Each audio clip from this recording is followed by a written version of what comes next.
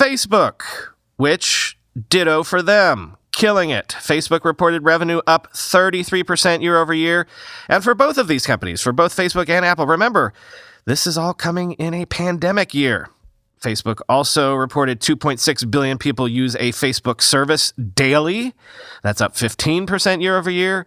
Facebook's annual revenue per user is now $10.14.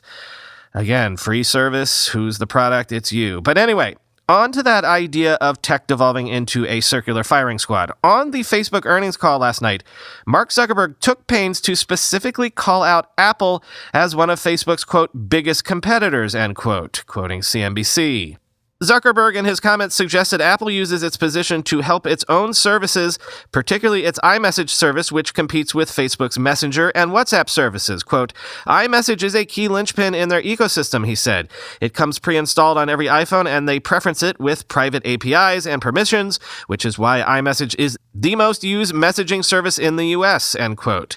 He said Apple's business is now depending more and more on gaining share in apps and services. Quote, Apple has every incentive to use their dominant platform position to interfere with how our apps and other apps work, which they regularly do to preference their own, he said. This impacts the growth of millions of businesses around the world, including with the upcoming iOS 14 changes, end quote. Yes, those app tracking changes that Facebook is so concerned will hurt smaller businesses because they won't be able to target ads. More on that in a second. Because this morning, The Information is reporting the earth-shattering news that Facebook might be preparing an antitrust lawsuit against Apple, claiming Apple is forcing developers to abide by App Store rules that Apple's own apps don't have to follow.